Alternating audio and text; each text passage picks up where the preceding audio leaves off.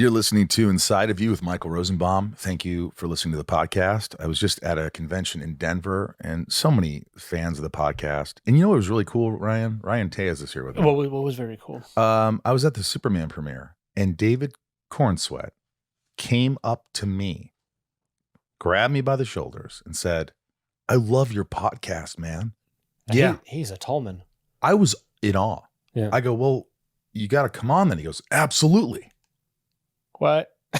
So I emailed him and we'll see if he emails me back. But Wow. He was such a lovable guy and he's awesome in the movie. He is incredible.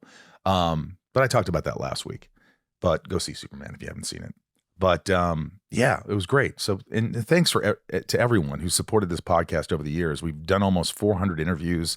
And I've been around before the onslaught, if you will, for lack of a better word, of podcasts. And I'm glad you choose this one. There are a lot of podcasts, and I try to keep it real and have good conversations, real conversations with people, talk about life, anxiety, adversity. My guest today, if you want to join Patreon and support the podcast and give something back, patreon.com/inside of you. There's tons of perks, and you could be on the show. You get packages from me. Blah, blah.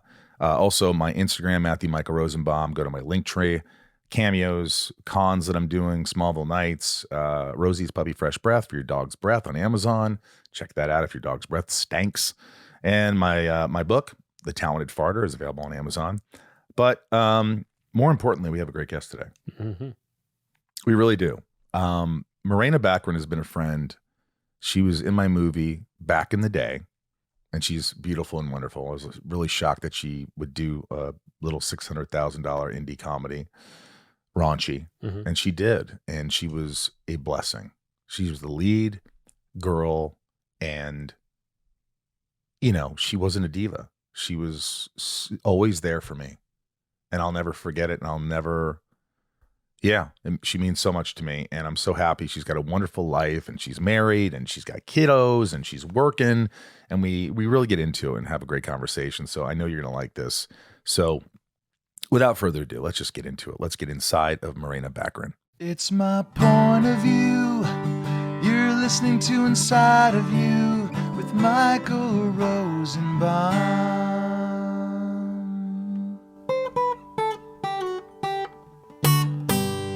Inside of You with Michael Rosenbaum was not recorded in front of a live studio audience. So the first thing you said was you like my mustache. I don't want to miss that. I want to keep that on film because you would have told me. I do like your mustache, and I would have told you if I didn't. And I actually think you should keep it. Really? Yeah. You've got like a Gary Oldman in playing James Gordon and like Gene Hackman thing happening. It's good. It's distinguished. You know what? Maybe this is what I needed to change my whole... I think it's good to do that every once in a while. I think so too. Why have you thought about that? I mean, not growing a mustache, but like doing anything really crazy, like, I don't know, shaving your head. Yeah, I have actually. I've thought about that a lot. Shaving my head would be a thing. My husband, unfortunately, would not go for it, but I'll do it anyway at some point. I'm just not yet. Well, wasn't your hair really short? Or I feel like it was shaved for V. It was super, super short for V. Yeah. Yeah. Yeah. But I change my hair a lot because I get bored. How often when you're doing a project do they mess with your hair and try to make it unique and different to the character? Probably every time. Every time. Do you ever have extensions? I've had extensions. I've had wigs. I've had my hair cut for it. I've never really had it colored, like a totally different color. Would you do that? I could see you with like really red candy apple hair. Sure. That'd be fun. I bet Ben would dig that. Who cares? Who cares what Ben thinks? You care what Ben thinks. Of course I do. Where are you right now? I am in my bedroom with my unmade bed behind me. You're in New York. You're in Queens? No. I'm in New York. Brooklyn. Why do you look at me like Queens? Really? Nobody lives in Queens. No one lives in Queens. A lot of people live in Queens. Some people live in Queens, but like not if you have to like get around a lot. It's hard. Yeah. A lot has happened since we last talked. I mean, obviously you've got the family, you're dealing with that, you're working a ton. You know, I saw Greenland, by the way. Oh, which one? The first? There's another one? It's coming out. I didn't know if you got like a sneak peek or something. Yeah, it's coming out this year at some point. Is it called Greenland 2? That's right. Because, you know, why do one disaster movie when another disaster could hit? I was surprised at how much I liked that movie. Thanks. I actually really like it too. I think it's really good. It's well made and it's intense. Yeah. It's a fun watch and it's like not cringy, you know? No. It's really like, I feel like the family stuff is actually really sweet and really anchoring. And the action is really exciting. And Jerry is like so good at that stuff that I think it makes for like a really good watch. When you first hear we're doing a sequel to a movie, is the first thing you think of, oh, I'm excited, I love doing that, I want to do that again? Or is the first thing you think of, oh, I'm going to get paid this time? Like, are you asking for Greenland specifically? I mean, Greenland, yeah. Sure. I didn't think, oh, I'll get paid this time because it's really hard. It's always a battle. I don't know if it's me or if it's just like as a woman or like maybe I'm not a big enough star. I don't know. But like it's always a battle to get what you deserve and any kind of pay equity with the dude. I can't really compare myself to Jerry Butler as far as like action movies go. So like obviously he's going to get paid more than I am. Yeah. But I am doing as much work, if not more, than he is in that film, you know? Yeah. No, I agree. I think there's, you know, But what he's it is? selling it, so I get it. Yeah, but also it's like, I feel like if you're doing something and it's successful, at least come in when you're offering someone to come back and play a part. Something that's, it doesn't feel like a dig, like a, you know, like sort of like we're not, it's respectful. Something respectful comes in and you're like, oh, wow, that's cool. Could we I don't know that that's maybe happened like once Yeah, that doesn't in my happen. 25-year career. Yeah. It always feels like, I think the older you get and the more projects you do, you realize that expect the worst. Expect that they're going to come in. It's not about you or respect or anything. It's just with that. This is how it is. It is what it is. Yeah. And you have to really not take it personally. And you got to be willing, to lose the job to play hardball, you know, which often I am. And I think that you really you're going to do a lot of work. I think the part that feels insulting is the assumption that we would do it for anything because we're desperate and that it's, you know, what we're doing is not actually hard because some of it is really hard. Yeah. Well, it looks like it's a lot of work. It's a lot of emotions. It's a lot of physical stuff. And you usually shoot for a couple months, right? Yes. That movie in particular was probably 2 or 3 months. And then same for the sequel. And we were, you know, you're not at home. My family's with me sometimes not. The second one we shot in London and Iceland and Jeez. In the elements, running around, really physical work. And then I was, you know, I'm not gonna name names, but like I just had to deal with a couple of difficult people. And it was like you're also like sometimes playing babysitter, you know? Yeah. No, I can understand. Did Gerard Butler, does he like, where's he from? He's from Scotland. Does he call you and go, Morena, listen, we're gonna do Greenland again and it's gonna be great. You gotta come aboard. His voice is the best voice ever. It's like I actually save his voice messages because they're really fun to listen to. Does he leave long-winded messages, like really nice? He does. He does because he often forgets to text back or like he'll open a text and start typing it and then forget to send it so that he like leaves me these like long-winded I'm so sorry. voice messages. Listen. And my kids, when they met him, they were like, they met him, whatever. And like my kids like were kind of tugging on my sleeve the first time they met him. They were like 3 and 5. They were like, that voice. I know that voice. And it's from How to Train Your Dragon, you know, which they love. Oh wow, they recognize You it. don't forget a voice like that. What kind of message does he leave? Did he call you about doing the project again? Was he the one? I mean, he did eventually, I think, leave a message about excited to jump in and do the project. Is he better looking in person? I think he's a handsome man. Both, honestly. He's a great guy. I love him very much. He's like a big teddy bear. Does Ben ever say things like, He's got a very youthful spirit. he seems like that. Does Ben ever get, like, you work with a lot of, these leading men and all this? He doesn't seem, Ben's like a jealous guy. Does he ever say anything about it? Like, he's like, oh, going to work with the hunk again, huh? He jokes about it in the sense that like it's very sweet. He knows, he's like, I can't compete with that. In a funny way. Like he's just like, yep, there's Jerry. Jerry's a handsome man, but like he knows I don't want to be married to Jerry.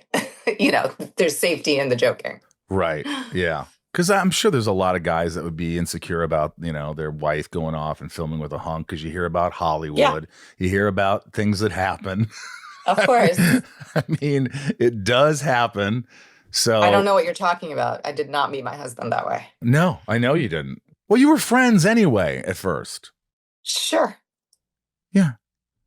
I'm not saying it always happens, but sometimes friendships grow. Anyway,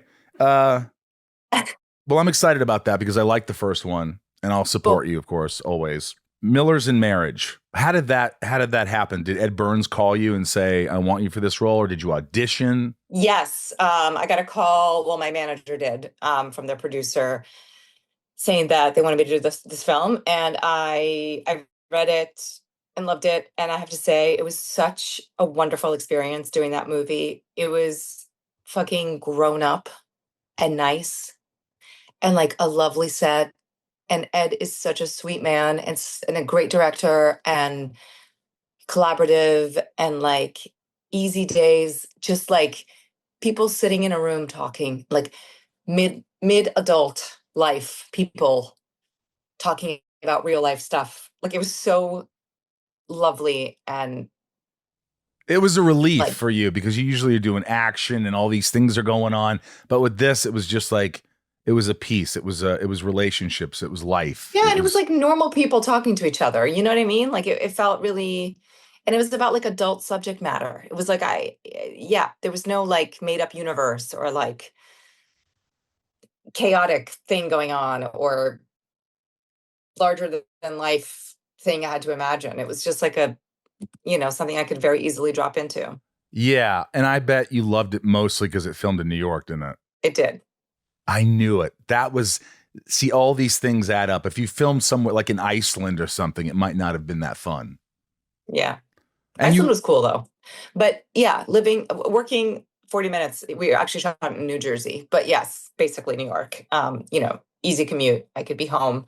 It was a week shoot for me, I think. It was just lovely. Who did you become closest with? Like, out of all the people, I mean, you got Benjamin Bratt, Minnie Driver, Patrick Wilson, who I love. Was there someone that you just immediately connected with? Ed, because I had all my scenes with him and he was directing. And I also really I had met Juliana Margulies before because I actually did The Good Wife a few times, but I hadn't seen her in a long time. She was lovely. Gretchen Mol, I already knew we had like friends in common that we met like 20 years ago. Patrick Wilson, I also knew his wife, and I went to high school at the same time. Benjamin Bratt, I'd never met. He was lovely, but we didn't have a lot of scenes together, or maybe even any at all, now that I'm thinking about it. But I saw him at the press stuff and the premiere. And my very first job ever, I worked with Campbell Scott when I was 20 years old in Roger Dodger. So it was really fun to see him again. He's so sweet. And what will people like about the movie when they see it? What is it that you think that they'll be drawn to it and really get something from it? It's a really touching story about all phases of sort of adult life, empty nesters and midlife crisis and thinking you're going to be married to somebody forever and then suddenly finding yourself needing to break up. Just all that sort of stuff you deal with in adult life and every version and iteration of it. And there's a very it's such a great ensemble too. I think like a very solid cast and acting. It's just a really nice movie. I've really noticed how much workplace stress has been rising lately. I just talked to my friends and, it's stressful. Work can be very stressful. your emails piling up, back-to-back meetings, and that constant pressure to keep up. Summer might be the perfect time to pause and take small steps towards your wellness. Personally, even just sitting in the sun for 15 minutes or hitting the incline on a treadmill helps me reset.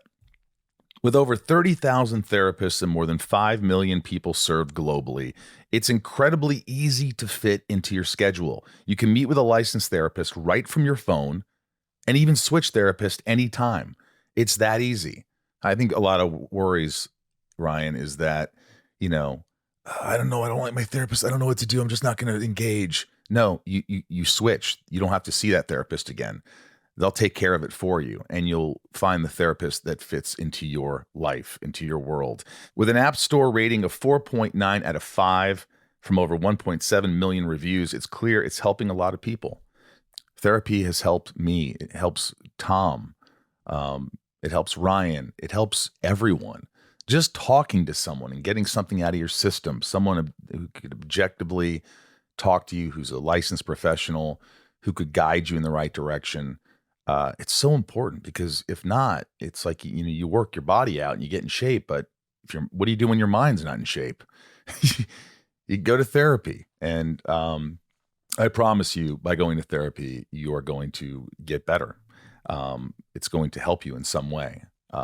It's just obvious. As the largest online therapy provider in the world, BetterHelp can provide access to mental health professionals with a diverse variety of expertise.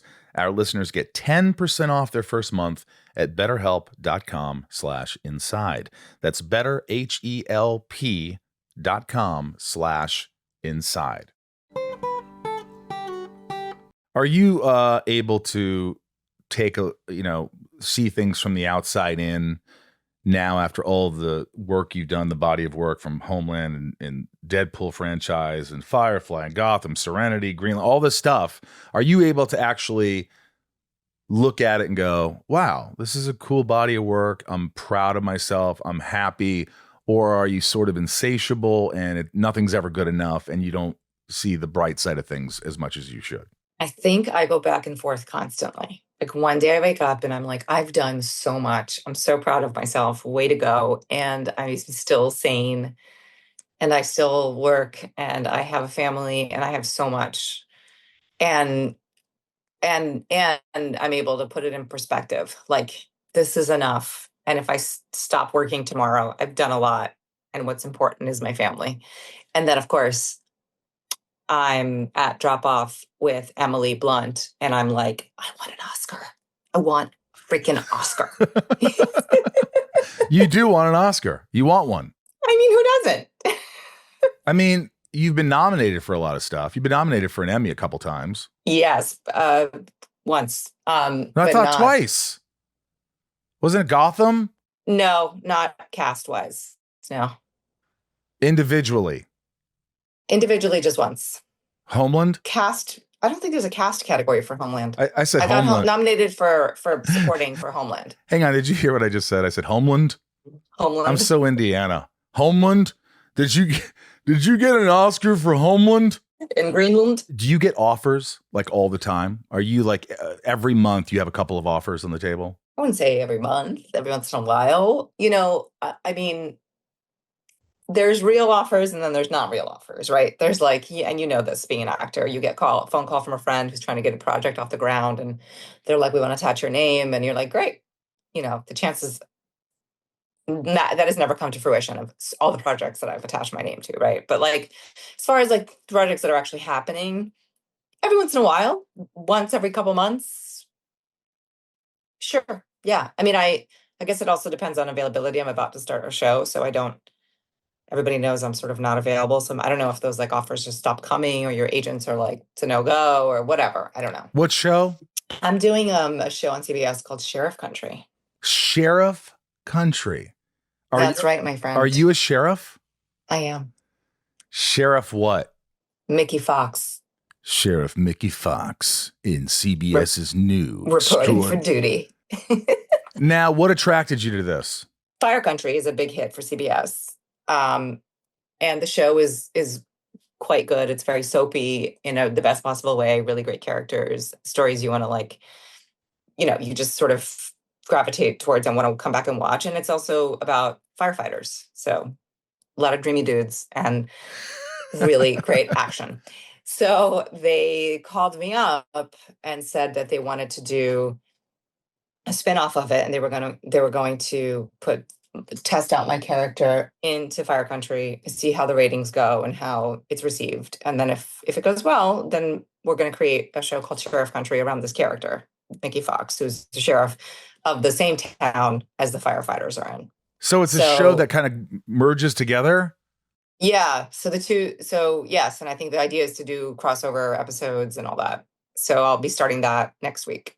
Next week, and how many episodes? 20. Holy shit. Yeah. I mean, where does it shoot? Toronto. Was this a tough decision? Big time tough. How long did it take you? So originally it was going to shoot in Vancouver because that's where Fire Country shoots. And obviously that would be a lot easier for the production.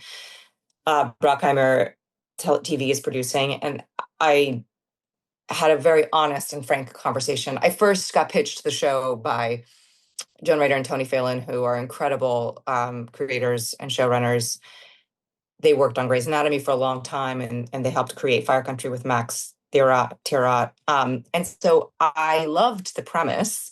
It's all centered around this character and her struggles with her dad, who grows illegal weed, and she's a town sheriff, and her daughter, who is in rehab and struggling with drugs. And there's all these other characters around. It's a great drama, and I loved it. And I said to them, this is a no-brainer for me, but I cannot shoot in Vancouver. There's like no way that my family survives with, I have 3 kids in New York City, that this could work. So they went back and they discussed it amongst themselves. And I was shocked because you know how these negotiations go. They agreed to move it to the East Coast, to have it set somewhere in the East Coast. So Toronto is probably a 2-hour flight? Not even. It's like an hour and 20, hour and 30. You were shocked. Shocked. But once they did that, you couldn't turn back. You couldn't say, well, exactly. That was the hard part. I was like, wait a minute, careful what you ask for. Yeah. But, it's a great premise. It's a great character. I really, truly love the people that I'm working with who are creating the show. Brockheimer TV has been incredible in the process. And it's just been like smooth sailing. And I haven't done network TV in a while because I just hate that machine. And the 20 episode thing is really tough on everybody. But I'm cautiously optimistic. I'm excited about the series. And I think being in Toronto, I'll come home every weekend. It'll be tough on the family, but we have a summer coming up where the kids can be up there and we'll figure it out. How do you balance? I mean, I can't get through days, or I can barely get through days with no kids, and I'm not married. So I don't know how you could do these. Did you sort of tell them, hey, there's no 14, 16-hour days. I'm not working weekends. Did you put your foot down about some things before? Because you know how these series can go. You try, but negotiations are tricky. They don't always listen to you, I tried. I tried for 3-day weekends in contract and flights and all that, but you sort of chip away at what's important and you end up with the version that you end up with, which is the best possible version for you. So I don't have that, but I think it's a team, and everybody hopefully, they want me to be rested and happy. They know I need to come home and see my family. So hopefully everybody works together to make all that possible, and we figure it out. I'm amazed. I'm excited for you. And I think that I know this is going to be a hit. I mean, these kind of shows like that, just, America loves it. Yes. They love it. I think, yeah. Where does it take place? It's supposed to take place in Northern California. In Northern California. In a small town, like a fire. Tim, I want to come on as guest star and just have some, accent, use my mustache, be like some. I think the mustache makes you a shoo-in. I'll be some deputy that came in and, there you go. And I'm corrupt and you find out all this shit about me. And like, there you go. There it is. I'm just trying to think of the spinoff from Sheriff Country. What that would be. What do you think that would be called? That would be called Deputy Country. That'd be called. What's the other paramedic country? Paramedic Country. EMT Country. We've got country and more country coming to you. It is difficult because I'm trying to think of like wrapping my head around it. You know, you have to learn a lot of dialogue probably, right? Yeah. And then you fly home Friday night to your kids. And then when do you have time to learn all this stuff? Do you learn lines on set? I do. I do. I probably would love to not. What's probably going to happen is on the weekends, I'm just going to decompress. I'm not going to like work. I'm going to spend time with my family. Then I'm going to get on that plane and like cram and get familiar and just need a lot of rehearsals on set and rehearse. And like everybody's going to have to be patient. Until you're sitting next to some actor and it's like, hey, so-and-so, and you're getting some stupid conversation with some actor who's like hitting on you, but you're married. Exactly. You know, it's like, dude. Do you miss doing theater at all? Yes and no. I've seen a lot of plays lately, some of which I've liked, some of which, yeah. I don't know that I could do it anymore. It's a That lot. effort, it's a lot. Just that effort every night, get paid crap to just like give it your best, give it your all the time. I don't know that I have it in me anymore, honestly. Like, I think it would have to be a piece I was so moved by that I had to do it, you know? Yeah. No, it seems to me like for me, it's like you're waking up and you have anxiety all day because you're going to go live in front of an audience in about 8 hours. And so the day's shot, and then you have to give it your all. And then afterwards you're decompressing from the high and you have to do it all over again. And sometimes 2 shows in a week. It's just, someone just asked me and I tried to be cool. Like, oh, maybe I'd go back to the theater, and thinking, oh, no, you wouldn't. I just saw Dorian Gray here that Sarah Snook is doing. It's out of control. She's incredible. Like, she plays like 15 characters. She never leaves the stage. It's 2 hours long. It's just her on stage. Like, I literally don't have it in me. Yeah, that's a lot. That's a lot. And you're doing the same thing over and over and over and over. But the level of energy that you have to have for that, I'm too old. Yeah. And the pressure you put on yourself, I know, like me, you'd probably put a lot of pressure on yourself. Yes. To be great every night and have that energy and have that connection and be better than the last night. Yeah. You know? But there's something really special about doing a TV show. I think when you have a family, it's like it's consistency. You get into a routine. I'm going to come home on the weekends. I'm working. You know, I know there's a paycheck coming in every week. There's got to be something nice about that. That's probably a big factor. Yes. I mean, that's huge. You know that as an actor, like knowing you've got your year covered is like gold, you know, and we have 3 kids in private school and we are happy to have that income. Especially, I feel really grateful that so many of my friends are struggling right now and not working. This business is it's changing so much and it's so hard, I think. Yeah. Did you sort of tell your agents, listen, because agents' jobs are usually while you're working to get you a job right when you're done working. But doing 20 episodes, I would think that you'd probably want to do nothing for a couple months. Yeah, I don't know. I haven't done that really in a while. So I don't know how I'm going to feel. I'm either going to like not want to talk to a human for like a month, or I'm going to want to do something small and artsy to just kind of break up the monotony, you know? Yeah. Because TV sounds, I mean, it's great, but you are playing the same part over and over again, and it tends to get repetitive, and the dialogue tends to get, you know, predictable for you because you're just doing sort of the same world over and over and over again. Do you get to speak Portuguese or anything in this? No, there's none of that. Well, you think, you know, because your character could easily be sheriff. It's true. It's true. I could be halfway. I mean, I think because they're spinning it off of the other show, and I'm like somewhat related to some of the other characters on that show, then doesn't really make sense. But you never know. Yeah. If I get bored enough, if people get bored enough, I might bust it out, you know? I think you should. Do you think you become more patient or less patient over the years?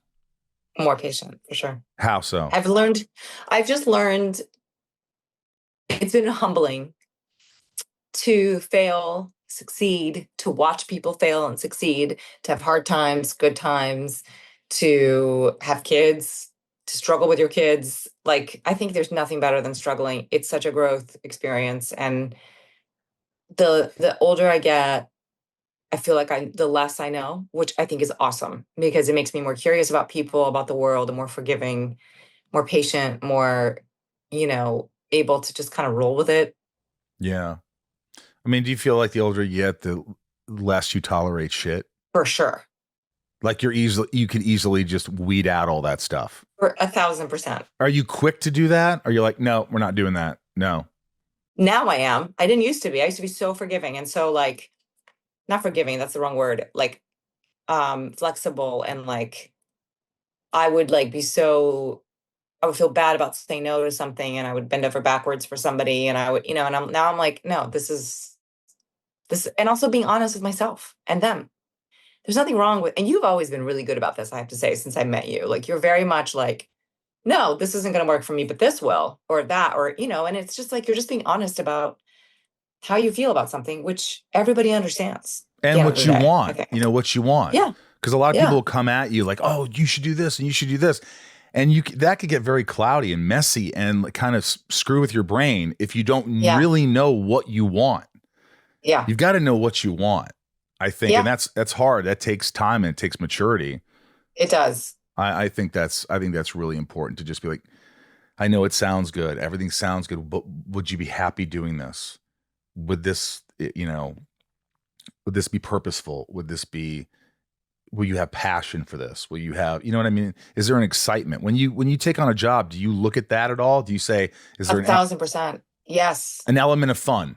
I mean, I can't do those jobs anymore that are just jobs to do them for money, maybe, or whatever. Like, there are some jobs that, yes, you're doing it for the money and it's a no-brainer, but I can't do, like, it's got to all even out. Yeah. It's the time away from my kids. It's what am I doing with that time? Like, I got to be able to be excited about it and be able to like give to the job. Otherwise, what is the point? Do you ever is there any thoughts of bringing back any kind of Firefly spinoff or Serenity or any of those things that were so popular and such a big fan base and the fans love it? Yeah. Have there been talk about doing something? There's always talk. There's always people asking about it. I actually just got a call from Nathan the other day about something like that he's trying to get off the ground. I just got a text from Nathan today. Oh, you did? That's funny. Yeah, I forgot to respond to him. He gets really mad when I don't respond. I think there's always, I'll put it this way. Like, is there going to be a Firefly reboot with all of us in it, live action? I seriously doubt it. That's a lot of different careers and different people that you have to like negotiate with and make work and all that, schedules and whatnot. Could there be like a comic book, a thing, or what? Maybe. I don't know. Maybe like a 4-episode part of thing. Me is like, it would be excited to revisit that world, and part of me is also a little bit like, I love it so much where it is that I'm worried about reopening that door. Doing something that you love so much and you cherish, and then doing it again, and it just loses its luster or doesn't have those components that made it so great. That's probably a big worry with everybody, right? Absolutely. And even when you're creating worlds, like I was just in the Masters of the Universe movie.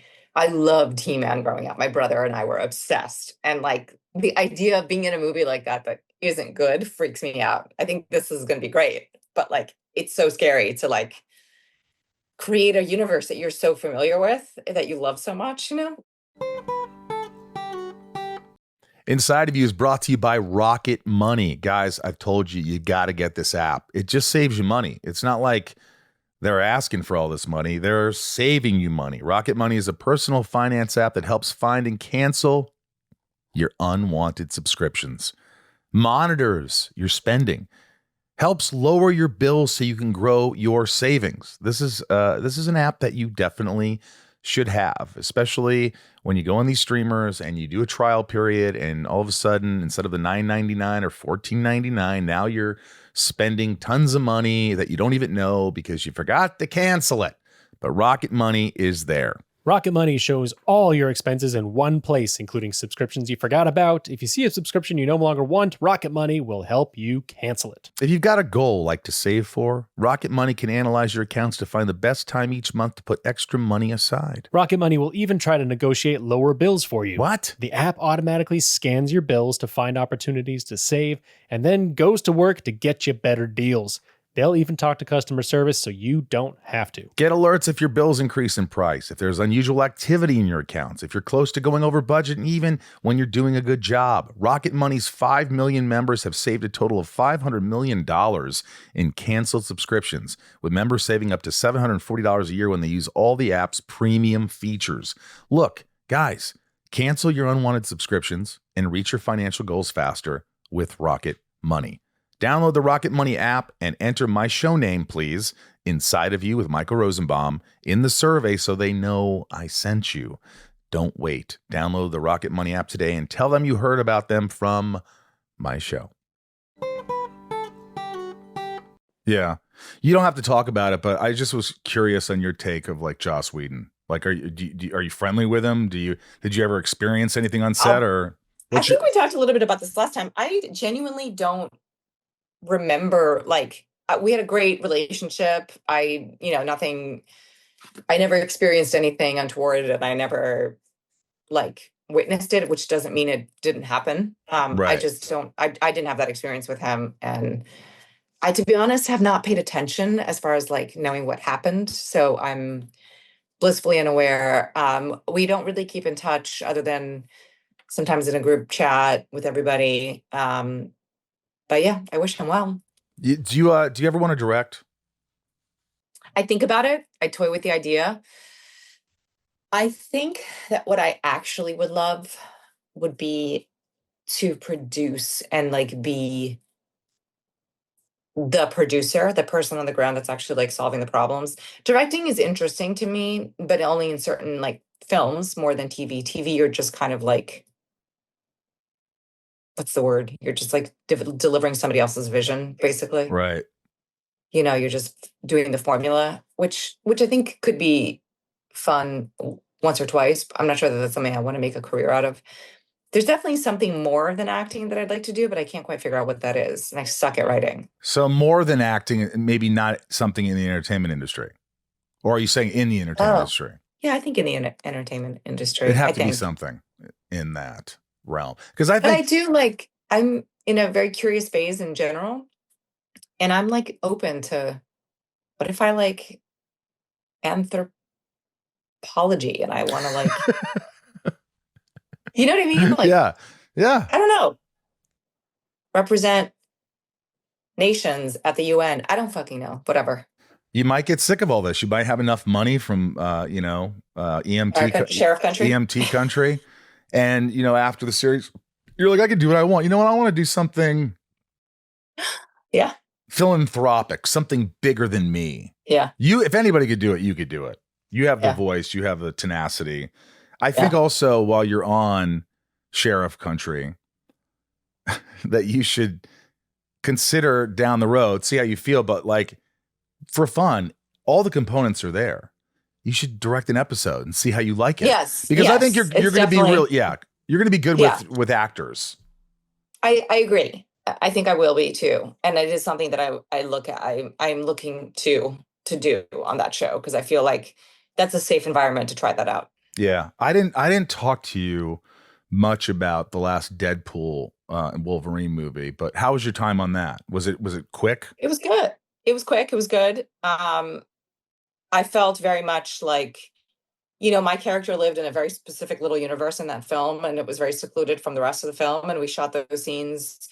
It was lovely. I was with all the other cast members that I had worked with before and knew. And so that was really super fun, and reconnecting with them was great. And I got to meet Hugh, who was lovely. It was really fun. It was very short and sweet. And it was really interesting to me seeing the film, how much you get out of such a short time on set. I don't know if you got a chance to watch it, but the film, like the emotional core of the film is the relationship with these two people. Yeah. I am his reason for being and for wanting to be a better person and for going on the journey that he goes on. Once again, same with the second film, and it really is really interesting because these are massive franchises and there are so many people who are the bosses of that job and who are going to decide to tell the story they want to tell. I think it's really unfortunate that once again, the female character that is in the beginning of the story so much a part of the story then gets sort of like put as like the secondary. The crux of it, the reason, the emotional arc, but doesn't have the screen time or the journey, the satisfying journey, you know. Do you think they'll do another one? I genuinely don't know. And I'm not being coy. Like, I actually don't know. I could see it's such a massive hit for them. I could see them wanting to. I could also see Ryan being like, I'm done. You know, I don't know. I genuinely don't know. Do you ever have you ever had a real lousy time on set where you're just like, I don't really, Yes. I don't, what do you do? I mean, was it to the point where you didn't like the director? You didn't like the atmosphere? It was unhealthy? Yes. What did you do? How did you get through it? So in the beginning, I sucked it up and I was like, I am an adult. I'm a professional. I showed up on time. I did my job. I was nice to everybody. I even had a little fun. And I was like, you know what? This is temporary. It's all good. It's going to be great. And as the weeks and months went by and it wore away at me and people started behaving badly and things started to kind of slip. Yeah. And the people I was working with started to behave badly, and I started to get the brunt of their anger and their insecurity, and their crap was directed at me. For the first time in my career, this happened last year, I stood up for myself. Good. And I said, enough. And I let them have it. And I've never done that before on a set. Wow. I've always been extremely professional, and I've never lost my temper or screamed at anybody ever in my entire career. And I did. And I was actually traumatized by it. I felt really bad about it. But when I think about it now, I have no regrets and I'm really proud of myself and I didn't do anything wrong. And to the point where these people apologized to me. My agent called and spoke to them and ripped them a new one. And, in fact, my agent, who has been my agent for most of my career, said, I've never gotten a phone call from her this upset ever on any job. So whatever happened over there is 100% not her fault. And so it was a really big learning experience. It shook me. And I realized what shook me was that you put so much trust and you're so vulnerable on set when you're acting and when you're showing yourself and you're shedding your boundaries in front of people. And to have somebody mishandle that feels so like abusive. Completely disrespectful. And it feels like to me that it wasn't something that just happened. It was something that kept happening and it escalated to the point where you finally just had it. Yeah. Wow.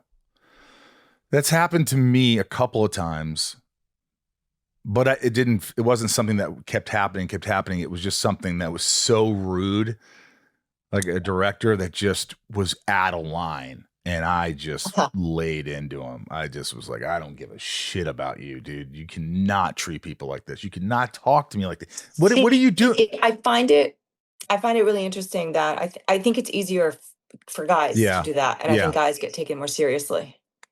I don't think when you're they wrong. Say no. I don't think you're wrong. I think but I think that's, you have to stand up for yourself. I think, hopefully it's getting better, I was also on a set where I was the only woman. All around. And there was one other female producer, but it was mostly men. And that was definitely part of the problem. It was sort of like and not in a sense of like sexism, really. It was more like deep than that. It was like I was their mom and their, I had to take care of their feelings too, and the guardian of like everybody's moods and behaviors, and like it was crazy. And you didn't want that responsibility. 1,000%. Oh, I came there to do an acting job. Yeah. Well, I mean, I think it's important that it happened. It's important that you had that breakthrough where you're just like, and it was something that needed to be addressed. And I think now you won't even let that thing sort of fester. You'll nip it in the Correct. bud. You know what I mean? It's like Correct. now that you've like, okay, I let it get. Now it's like, okay, if I even sense Yeah. that, okay, let's talk about this right now because I don't want this to get Correct. like, great, awesome, moving on. That's right. That's right. I think that's exactly right. And that's what I mean, I think, by, we mature. We say no, we say yes to too many things when we're not mature enough, I think, to know what we want and what we can handle. And yeah. You still talk to Claire Danes at all? I do. You do? I do. Just a nice text, or do you actually get on the phone and talk? We had lunch a couple weeks ago. Yeah, we see each other quite a bit. We've known each other for a very long time. You were in class together. Yeah, in 8th grade. In 8th grade. Yeah, she's lovely. We have kids around the same age, so it's fun to compare notes. And she's actually like she's one of my only friends that has 3 kids similarly and lives in New York and works consistently. And so like I really feel like we share a lot of, we understand each other. We can bitch about the same things. Yeah. Who's a bigger crier, you or Ben? Ben. Ben? Mm-hmm. What does he cry about? Everything. So the head of my kid's school has struck up this really sweet random friendship with our 4-year-old son because he visits all the campuses. He's in the preschool version. My other older kids are in the other buildings, but he goes and he visits all the campuses. And my son was having a particularly hard time one day, and this guy's name is Kenyatta. He's a lovely man. And he hung out with Arthur and they talked Transformers and whatever. And then now Arthur, when he sees him walking down the street, or when he sees him when we're dropping off the older kids, goes, "There's my friend Kenyatta, my adult friend Kenyatta," and he said that. And Ben literally like welled up and was like, "That's so sweet that he's like taking the time to like get to know him," I actually got emotional because I don't have kids, but this neighbor was walking with his daughter, and I have a statue out front of my dog that passed away. It's a really beautiful statue, Irv. And he says she comes every day we walk up here. She goes and she talks to Irv and hugs him. Oh, that's sweet. I didn't cry. I thought like, oh my God. He's like, I hope that's okay. I'm like, yes, of course. Hug Irv. I love that. And one day I'm in my office and I have the monitors for outside of the house so I could see, and I just happened to look up and I see the little girl walking up to Irv and just hugging him. And like, and that's when I couldn't do it. Those so things sweet. like that. It was so sweet. And I thought of my dog and I thought about this little girl and how beautiful this is. Yeah, the Lexapro that I'm on, it kind of takes away some of the crying. I used to cry a little more, but so he's a bigger crier than you. Do you cry about stuff like that when kids do cute things or loving things? Yeah, I do. I can't hear kids do chorus or like sing songs. I can't hear when kids do that. When I used to go to my kids' school, when they had like a little singing concert, or like sometimes the preschools do like these like singing sessions in the morning, I cry. I can't, no matter what the song is. That's sweet though. I can't hear kids. Who's more of the disciplinarian? Who's the one that when their voice is raised, the kids listen? You or Ben? Can I guess?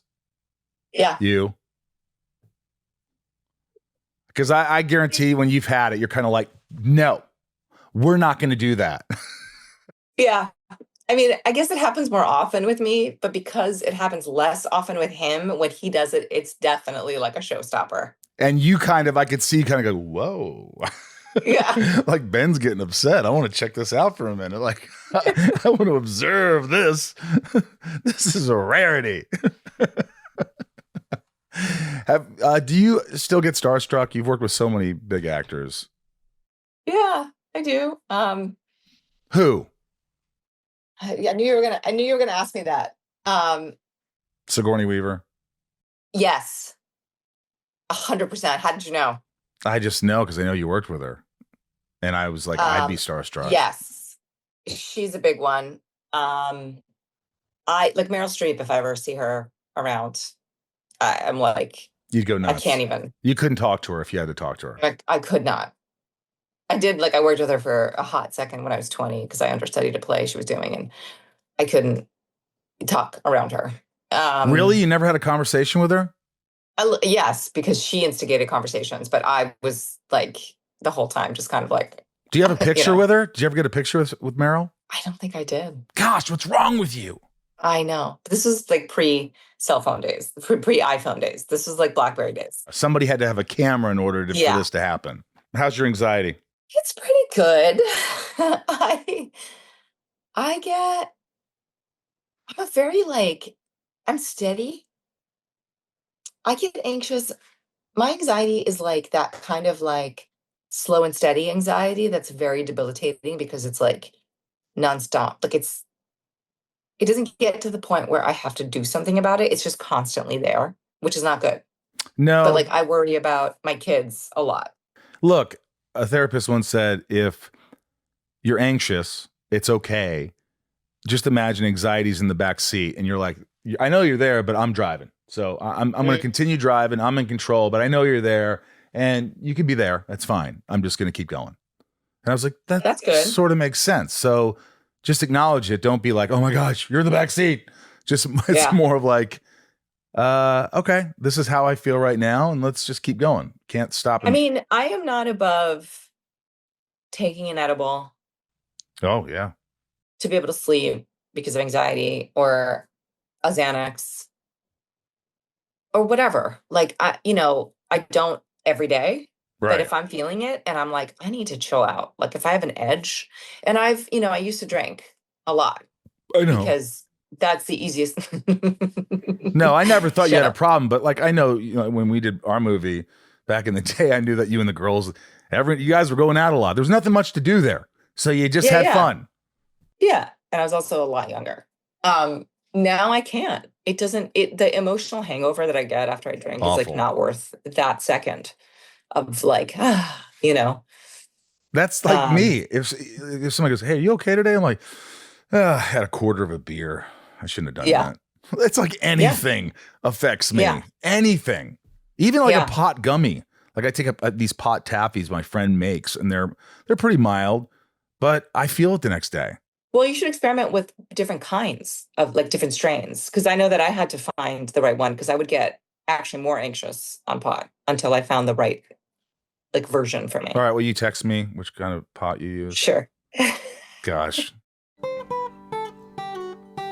Hey folks, it's me, Michael Rosenbaum. Listen, if you're a supporter of the podcast, if you're enjoying these interviews, we ask you if you can join Patreon, patreon.com/inside of you, and help the podcast. It's a great way to build a community and friends, and there's a lot of benefits. There's different tiers. There's one where I give you packages every couple of months, a bunch of gifts, and write a note. You get your name shouted out on the podcast and much, much more. But most importantly, you'll be helping the podcast. So if you want to become a member of Patreon and support this podcast, that would be awesome. So just go to Patreon, Patreon, patreon.com/inside of you. And I really appreciate you. Thanks. Shit Talking with Morena Baccarin.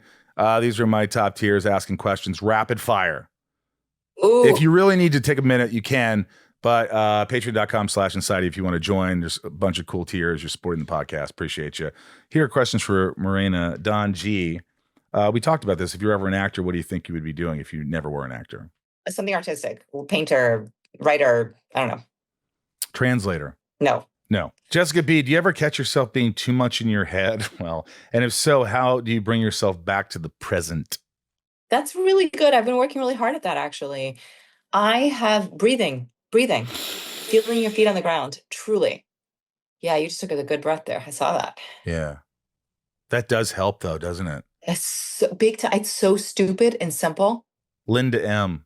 When do you feel the safest? This is so funny. When you're in Ben's arms. Yes, but it's very specific. Okay. The kids all have to be asleep. And I know they're safe in their beds. And they're happy. They're like asleep for the night.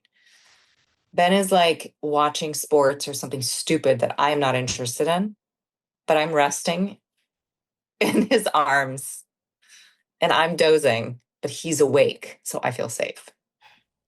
That is so visual and so honest and like pure, and I could sense it. It's like there is something about that. There is something about like when I feel safe, like, you know, being at my grandparents' house and my grandfather is on the chair trying to pretend he's not asleep. My grandma's like, "Oh, I've go to bed. What are you talking about? I'm fine." You know, and he's asleep, and my grandmother and I just watching there, and she kind of grabs my hand and just watching something stupid on TV, and Yeah. I'm like, the world's all right. The world. I just got a little emotional thinking about that because they both passed away. Thanks for bringing that up. Niko P says, "What's something that makes you smile every time you think about it?" My kids. Of course. Jen T, how do you avoid burnout? Well, ask her after she's on sheriff country after 6 months of shooting. I know. No, it'll be fun. You'll be great. I have to really pace myself. I do remind myself of that. Just, you know what I would say? When you're in between shots and things like that, go in your trailer and lie down. Yeah. Lie down. Yeah. Don't socialize. You could be a little bit social, like, hey, blah, blah, blah, and go back and like, I have 20 minutes. Great. I'm just going to power nap or just lie down. Yes. Just take it easy. Let your eyes rest. And just, if you keep doing that throughout the day, you're going to get little bursts of energy, you know? Yeah. So that helps. Yeah. Leanne, who's the one person that believed in you and no one else did? And have you ever paid it forward? Probably my mom. And I have definitely paid it forward. Do you guys still, you guys have, I've done a lot. Do you ever have arguments still with your mom? Oh my God, every single day. She's a pain in my butt. But I am appreciative of, you know, I am where I am, who I am because of her, because she left her country and she like invested in us kids and like got us here. And we went to great schools and she worked hard for that. But, you know, she's a pain in my butt. She's like an eccentric old lady and she's a lot. What does she call you in Portuguese? What is the one thing she calls you? Your little, everybody has something. My little this, my little that. Filha querida. What does that mean? My sweet daughter. Does she say it a lot? Yeah. Well, look, if this is the only chance I get to really hang out with you, I'm going to bug you to do this every year or so because I know you're busy. You've got a big life in front of you, a lot of stuff going on, career, family, but you're killing it. Remember that. And I always love seeing you do well. I love Ben. I'm happy for you. Thanks for doing this again because you're just the sweetest, and I really appreciate it. Thank you. I love you. Thank you. Same. All right, give Ben a big hug for me. I will. Take care. Bye. Love you, Morena. You're a damn joy. You're elegant and classy and funny and sophomoric and talented. I just love having you on. I think this is her third time on. So there you have it. If you like the episode, please subscribe and keep supporting the show. Join Patreon, patreon.com/inside of you to get back to the show. And that's about really it. It's about all I have. I mean, I didn't really talk a lot today, but maybe that's what people want. They want me to get right into the interview and they don't want to hear about me. And some people do, and that's fine. Yeah. I'd say that overall, my anxiety's been okay. I got a little anxious at the Superman premiere, but I was mostly okay. Mm-hmm. You know, it just felt like I really didn't belong, but I was invited to support my friends, and I had a small thing in it. But I made the most of it. I saw fans across the street yelling my name, and I just said, fuck it. And I went across the street, and I don't think many people did, but I signed for a while and talked to people, and you know, it was really nice, and got to support my friends. My friend Chris McDonald, not white Chris McDonald, who was Shooter McGavin. This is black Christopher McDonald, who's one of my dearest friends in the world. Which is what he loves to be called. Well, we always joke about it. He's like, no, I'm black, Chris. But I think the most fun I had, the best moment was that, you know, he's in the Daily Planet. He's part of that. So you see him. He doesn't have a significant role, but you see him. He has a line. And, you know, he'd never been anything like this before. He's not an actor. And I was so proud of him. Seeing him glow was the highlight of the whole night. Just seeing my friend enjoy it and take it. And I told him, I said, he goes, yeah, I think I was cut out a lot and this and that. I go, Chris, you filmed on the Superman movie for a month or two. Mm-hmm. You got to be a part of it. You're a part of this movie. You're a part of the franchise. This is one of the biggest premieres in the world. And you're a part of it. You are you're here for a reason. And it's funny because they separated him and his wife.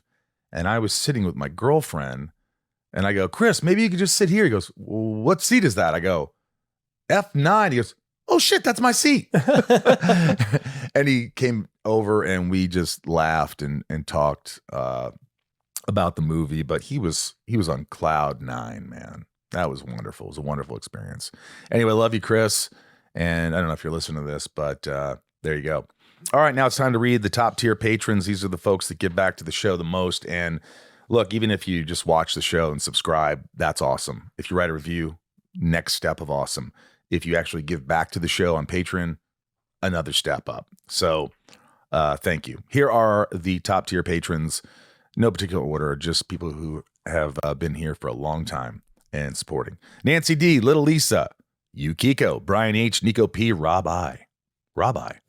Jason W, Sophie M, Raj C, Jennifer N, Stacey L, Jamal F, Janelle B, Mike L, Don Supremo, 99 more. Santiago M, Leanne P, Kendrick F, Belinda N, Dave Hull, Brad D, Ray Harada. Tabitha T, Tom N, Talia M, Betsy D, Rhiannon C, Michelle A, Jeremy C, Mr. M, Eugene R, Monica T, Mel S, Eric H, Amanda R, Kevin E, Jarrell, Jammin J, and Leanne J, Luna R, Jules M, just saw Jules in Denver, Jessica B, Charlene A, Frank B, Jen T, April R, Randy S, Claudia, Rachel D, Nick W, Stephanie and Evan, Stefan, Charlene A, Don G, Jenny B, 7-6, Angie Tracy, Keith B, Heather and Greg, Grether, Ellie K, Ben B, Jammin, Pierre C, Sultan, Dave T, Brian B, T-Paw, Jack M, Gary F, and Bradley H. Welcome to the podcast, newbies.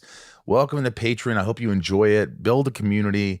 I think I've built a community. I think you should definitely get on there and message people and meet up at cons and enjoy life and keep supporting the show. I thank you. Thank you from the bottom of my heart. From the Hollywood Hills in Hollywood, California, I'm Michael Rosenbaum. I am Ryan Tays, and I am definitely still here. Ryan is here. He is staying here. A little wave to the camera. I love you guys, and you mean a lot to me. So I'll see you next week, and please be good to yourself.